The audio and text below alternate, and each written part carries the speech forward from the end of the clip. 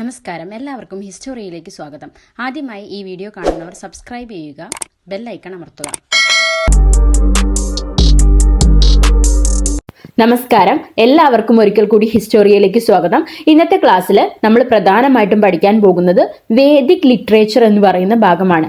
ആദ്യത്തെ ക്ലാസ്സിൽ ആദ്യത്തെ കുറച്ച് ക്ലാസ്സുകളിലായിട്ട് നമ്മൾ സിന്ധു നദിയുടെ സംസ്കാരവുമായി ബന്ധപ്പെട്ട ക്ലാസ്സുകളായിരുന്നു ചെയ്തിരുന്നെങ്കിൽ ഈ ക്ലാസ്സുകളിലായിട്ട് പ്രധാനമായിട്ടും ചെയ്യാൻ പോകുന്നത് വേദിക് ലിറ്ററേച്ചർ, അതുപോലെ തന്നെ early Vedic period, later Vedic period തുടങ്ങിയ കാര്യങ്ങളെക്കുറിച്ചാണ്.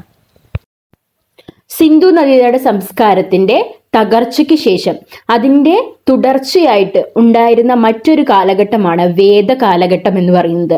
നമുക്കറിയാം, സിന്ധു നദിയുടെ സംസ്കാരത്തിന്റെ കാലഘട്ടം എന്ന് പറയുന്നത് ഏകദേശം 2600 BC-ക്കും 1600 BC-ക്കും ഇടയിലാണ്.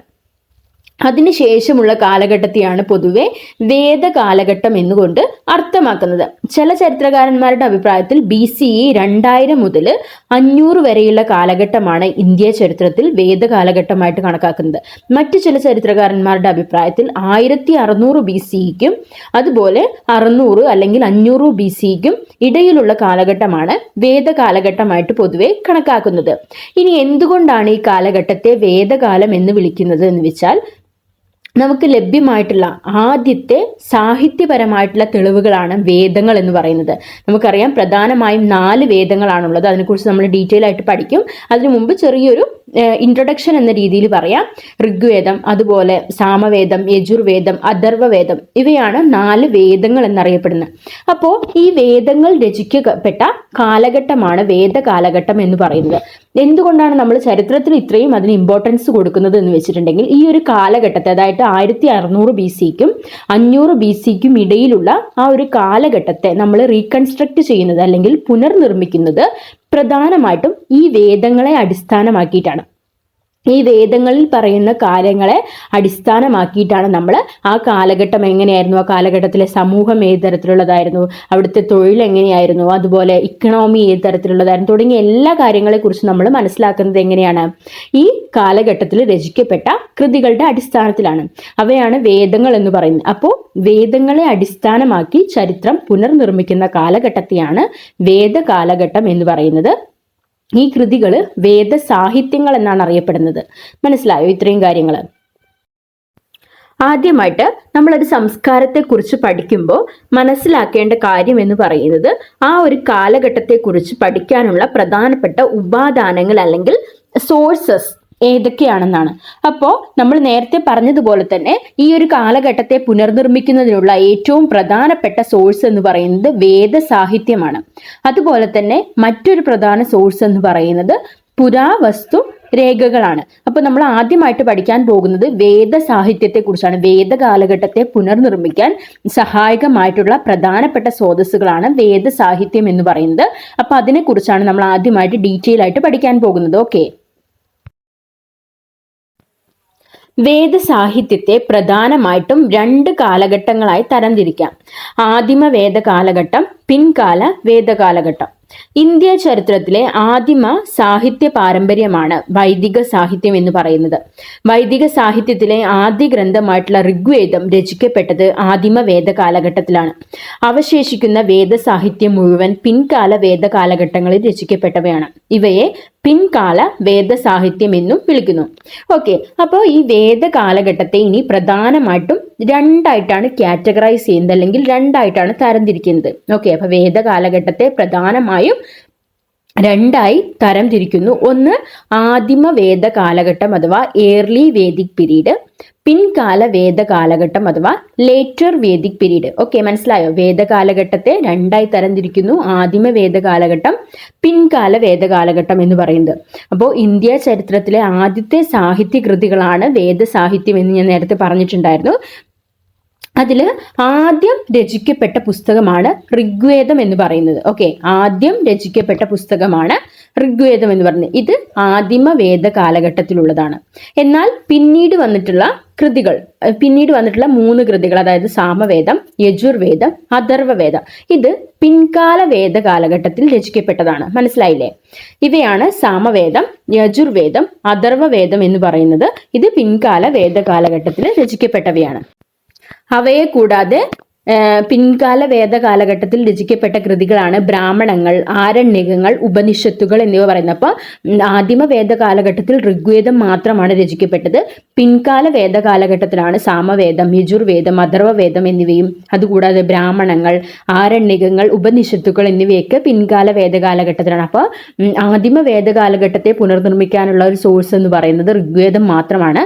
എന്നാൽ പിൻകാല വേദ കാലഘട്ടത്തെ പുനർനിർമ്മിക്കുന്നതിന് ആരണ്യകങ്ങളും ബ്രാഹ്മണങ്ങളും അതുപോലെ ഉപനിഷത്തുകളുണ്ട്. പിന്നെ ഈ പറയുന്ന 3 വേദങ്ങളുമുണ്ട്. മനസ്സിലായില്ലേ? വേദസാഹിത്യത്തിന്റെ കാലഗണന തർക്ക വിഷയമാണ്. മിക്ക പണ്ഡിതന്മാരും BCE 1500 മുതൽ 1000 വരെയുള്ള കാലഘട്ടമാണ് ഋഗ്വേദത്തിന്റെ കാലഘട്ടമായിട്ട് പറയുന്നത്. BCE 1000 മുതൽ 600 വരെയുള്ള കാലഘട്ടത്തെ പൊതുവെ പിൻകാല വേദ സാഹിത്യത്തിന്റെ കാലഘട്ടമായിട്ടും കണക്കാക്കുന്നു. ഓക്കെ, അപ്പോൾ ആദിമ വേദ കാലഘട്ടത്തിന്റെ കാലഗണന എന്ന് പറയുന്നത് എങ്ങനെയാണ്? 1500 BCE മുതൽ 1000 വരെയുള്ള കാലഘട്ടമാണ് ഋഗ്വേദിക് പീരീഡ് അല്ലെങ്കിൽ ആദിമ വേദ കാലഘട്ടം. അതിനുശേഷം 1000 മുതൽ 600 വരെയുള്ള കാലഘട്ടമാണ് ലേറ്റർ വേദിക് പീരീഡ് എന്ന് പറയുന്നത്. അതായത് സാമവേദം, യജുർവേദം, അഥർവവേദം, അതുപോലെ ബ്രാഹ്മണങ്ങൾ, ഉപനിഷത്തുകളൊക്കെ രചിക്കപ്പെട്ട കാലഘട്ടം എന്ന് പറയുന്നത് BCE 1000നും 600നും ഇടയിലുള്ള കാലഘട്ടമാണെന്ന് കണക്കാക്കുന്നു.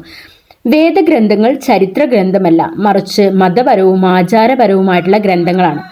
അതായത് ചരിത്രം എന്ന രീതിയിൽ എഴുതപ്പെട്ട കൃതികളല്ല ഇവയൊന്നും. നമ്മൾ ആ ഒരു കാലഘട്ടത്തെക്കുറിച്ച് മനസ്സിലാക്കുന്നതിന് വേറെ നമുക്ക് ഉപാദാനങ്ങളൊന്നും ഇല്ലാത്തത് കൊണ്ടാണ് നമ്മൾ ഈ ഒരു കാലഘട്ടത്തെ മനസ്സിലാക്കുന്നതിന് വേണ്ടിയിട്ട് ഇവയെ ആശ്രയിക്കുന്നത്. എന്നാൽ ഇവ മതപരമായിട്ടുള്ള ആ കാലഘട്ടത്തിലെ ബ്രാഹ്മണിസവുമായിട്ട് ബന്ധപ്പെട്ടിട്ടുള്ള കൃതികളാണ് ഇവ എന്ന് പറയുന്നത്. ഇനി ഇതിൽ നമ്മൾ ആദ്യമായിട്ട് പഠിക്കാൻ പോകുന്നത് ഋഗ്വേദത്തെ കുറിച്ചാണ്. ഋഗ്വേദത്തിൽ 1028 സൂക്തങ്ങളും 10 പുസ്തകങ്ങളും ഉൾപ്പെടുന്നു. അപ്പോൾ ഋഗ്വേദത്തിൽ എത്ര സൂക്തങ്ങളുണ്ട്? 1028 സൂക്തങ്ങളുണ്ട്. അത് 10 പുസ്തകങ്ങൾ അല്ലെങ്കിൽ മണ്ഡലങ്ങളായിട്ടാണ് ഉള്ളത്. ഋഗ്വേദത്തിലെ ഏറ്റവും പഴക്കം ചെന്ന ഭാഗം 2 മുതൽ 7 വരെയുള്ള മണ്ഡലങ്ങളാണ്. നമുക്ക് ലഭ്യമായിട്ടുള്ള ഋഗ്വേദത്തിന്റെ ഭാഗങ്ങൾ എന്ന് പറയുന്നത് 2 മുതൽ 7 വരെയുള്ളതാണ്. 1, 9, 10 എന്നിവ നമുക്ക് ഇന്നും ലഭ്യമായിട്ടുള്ളവയല്ല. ഇവയെ കുടുംബ മണ്ഡലങ്ങൾ എന്നാണ് വിളിക്കുന്നത്. ഓക്കെ, അപ്പൊ ഋഗ്വേദത്തിൽ 1028 സൂക്തങ്ങളും 10 മണ്ഡലങ്ങളും ഉണ്ട്. അതിൽ ഏറ്റവും പഴക്കം ചെന്ന ഭാഗം എന്ന് പറയുന്നത് 2 മുതൽ 7 വരെയുള്ള മണ്ഡലങ്ങളാണ്. ഇനി അടുത്തതായിട്ട് സാമവേദം. ഈണത്തിൽ ചിട്ടപ്പെടുത്തിയ ഗാനങ്ങളാണ് സാമവേദത്തിലുള്ളത്. സംഗീതത്തിൽ ആദ്യത്തെ ഭാരതീയ ഗ്രന്ഥമാണ് സാമവേദം എന്ന് പറയുന്നത്. എന്നാൽ ചരിത്ര ഉപാദാനം എന്ന നിലയിൽ ഇതിന് യാതൊരു പ്രാധാന്യവുമില്ല. അപ്പൊ ഋഗ്വേദം എന്ന് പറയുന്നത് എന്താണ്? സൂക്തങ്ങളാണ്, മന്ത്രങ്ങളാണ്. ഓരോ യാഗങ്ങളും അതുപോലെ ഒക്കെ നടത്തുന്നതിന് വേണ്ടിയിട്ടുള്ള കുറെ മന്ത്രങ്ങളാണ് എന്തിലുള്ളത്? ഋഗ്വേദത്തിലുള്ളതെങ്കിൽ സാമവേദം എന്ന് പറയുന്നത് ഗാനങ്ങളാണ്. അപ്പോൾ മ്യൂസിക്കുമായിട്ട് റിലേറ്റ് ചെയ്യുന്ന വേദം എന്ന് പറയുന്നത് ഏതാണ്? സാമവേദമാണ്. ഗാനങ്ങളുമായി ബന്ധപ്പെട്ടതാണ് സാമവേദം എന്ന് പറയുന്നത്. സംഗീതത്തിലെ ഇന്ത്യയിലെ തന്നെ ആദ്യത്തെ സംഗീത ഗ്രന്ഥമാണ് ഇത് സാമവേദം എന്ന് പറയുന്നത്. അത് ചരിത്രം എന്ന രീതിയിൽ അതിന് വലിയ പ്രാധാന്യമൊന്നും ചരിത്രകാരന്മാർ കൊടുക്കുന്നില്ല. മൂന്നാമത്തെ വേദസാഹിത്യമാണ് യജുർവേദം എന്ന് പറയുന്നത്. ആചാരങ്ങളും അനുഷ്ഠാനങ്ങളും അതിനുള്ള പ്രാർത്ഥനകളുമാണ് യജുർവേദത്തിലുള്ളത്. യജുർവേദത്തിന് 2 ഭാഗങ്ങളാണുള്ളത്. കൃഷ്ണ യജുർവേദവും അതുപോലെ ശുൽക്ക യജുർവേദവും എന്ന് പറയുന്നത്. അപ്പോൾ ആചാരങ്ങളും അനുഷ്ഠാനങ്ങളുമായി ബന്ധപ്പെട്ടവയാണ് എന്ത്? യജുർവേദം എന്ന് പറയുന്നത്. ഇതിന് 2 ഭാഗങ്ങളുണ്ട്. അതിൽ കൃഷ്ണ എന്ന് പറയുന്നത് കറുപ്പും ശുൽക്ക എന്ന് പറയുന്നത് വെളുത്ത ഭാഗവുമാണ്. അവസാനത്തെ വേദമാണ് അഥർവവേദം എന്ന് പറയുന്നത്. അഥർവവേദം യഥാർത്ഥത്തിൽ 4 വേദങ്ങളിൽ ഉൾപ്പെട്ടിരുന്നില്ല. ഇതിലധികവും മന്ത്രം, തന്ത്രങ്ങൾ എന്നിവയാണുള്ളത്. അല്ലെങ്കിൽ ബ്ലാക്ക് മാജിക്, പ്രധാനമായിട്ടും കുതന്ത്രങ്ങളും അതുപോലെ മറ്റ് മന്ത്രങ്ങളൊക്കെയാണ് എന്തിലുള്ളത്? അഥർവവേദത്തിലുള്ളത്. അപ്പോൾ 4 വേദങ്ങളാണുള്ളത്. ഋഗ്വേദം, സാമവേദം, യജുർവേദം, അഥർവവേദം. ഇനി പിൻകാല വേദ കാലഘട്ടത്തിലെ മറ്റു സംഭാവനകളാണ് ബ്രാഹ്മണകങ്ങൾ അതുപോലെ ആരണ്യകങ്ങൾ എന്ന് പറയുന്നത്. ബ്രാഹ്മണങ്ങൾ എന്ന വാക്കിനർത്ഥം ബ്രാഹ്മണന്റെ മന്ത്രണം എന്നാണ്. വൈദിക സൂക്തങ്ങൾക്ക് വിശദീകരണം നൽകുക എന്നാണ് ബ്രാഹ്മണങ്ങളുടെ ഉദ്ദേശം എന്ന് പറയുന്നത്. ഐതരേയ ബ്രാഹ്മണ, കൗശികത ബ്രാഹ്മണ, ജൈമിനീയ ബ്രാഹ്മണ, ശതപഥ ബ്രാഹ്മണ തുടങ്ങിയവയാണ് ഏറ്റവും പഴക്കം ചെന്ന ബ്രാഹ്മണങ്ങൾ എന്ന് പറയുന്നത്. അപ്പോൾ ബ്രാഹ്മണങ്ങൾ എന്ന പദത്തിനർത്ഥം ബ്രാഹ്മണന്റെ മന്ത്രണങ്ങൾ എന്നാണ്. അതായത് വേദങ്ങൾക്ക് വിശദീകരണം നൽകുക എന്നതാണ് എന്തിൻ്റെ ഡ്യൂട്ടി എന്ന് പറയുന്നത്, ബ്രാഹ്മണങ്ങളുടെ ഉദ്ദേശം എന്ന് പറയുന്നത്. ഇങ്ങനെ പ്രധാനമായിട്ടുള്ള ബ്രാഹ്മണങ്ങളാണ് ഐതരേയ ബ്രാഹ്മണം, കൗശീതക ബ്രാഹ്മണം, ജൈമിനീയ ബ്രാഹ്മണ, ശതപഥ ബ്രാഹ്മണ എന്ന് പറയുന്നത്. അടുത്തതായിട്ട് ആരണ്യകങ്ങളാണ്. ആരണ്യകങ്ങൾ അഥവാ വനപുസ്തകങ്ങളിൽ ആത്മാവിൻ്റെയും അനുഷ്ഠാനങ്ങളുടെയും രഹസ്യം അടങ്ങിയിരിക്കുന്നു. ഇപ്പോൾ നിലനിൽക്കുന്ന ആരണ്യകങ്ങളെല്ലാം ഋഗ്വേദത്തിൻ്റെയോ യജുർവേദത്തിൻ്റെയോ അനുബന്ധമാണ്.